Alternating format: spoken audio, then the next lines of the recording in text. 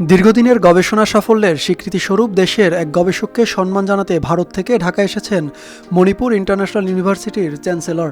বৃহস্পতিবার ৭ মে মহাখালীতে অবস্থিত একটি বেসরকারি বিশ্ববিদ্যালয়ে আয়োজিত অনুষ্ঠানে প্রযুক্তি গবেষক অধ্যাপক ডক্টর মোহাম্মদ হাকিকুর রহমানের হাতে পিএইচডি সম্মাননা স্মারক তুলে দেওয়া হয়। এই অধ্যাপকের গবেষণা আন্তর্জাতিক একাডেমিক অঙ্গনে প্রভাব ফেলেছে। তারই স্বীকৃতি হিসেবে এই সম্মাননা দেওয়া হয়েছে বলে জানান মণিপুর ইন্টারন্যাশনাল ইউনিভার্সিটির চ্যান্সেলর অধ্যাপক doctor Harikumar Pallathadka. And there is a big future ahead, and I wish all the best for everyone. অধ্যাপক ডক্টর মোহাম্মদ হাকিকুর রহমান ২০২৫ সালে এই সম্মাননা পান। তিনি ভারতের মণিপুরে গিয়ে সম্মাননা গ্রহণ করতে না পারায় বিশ্ববিদ্যালয়ের চ্যান্সেলর নিজেই বাংলাদেশে এসে পিএইচডি সম্মাননা স্মারক তুলে দিলেন এই গবেষকের হাতে। 2025-এ আমাকে অ্যাওয়ার্ডটা দেওয়া হয়েছিল মণিপুর ইন্টারন্যাশনাল ইউনিভার্সিটি থেকে। তখন মণিপুরের রাজনৈতিক পরিস্থিতি ভালো ছিল না।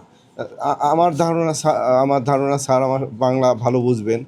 মণিপুরের পরিস্থিতি ভালো ছিল না। আমি আমার মিসেস যে কনভোকেশনে জয়েন করার কথা ছিল, স্যার বললেন যে এখানে তো পরিবেশ ভালো না, তোমাদেরকে সিকিউরিটি আমি দিতে পারবো না।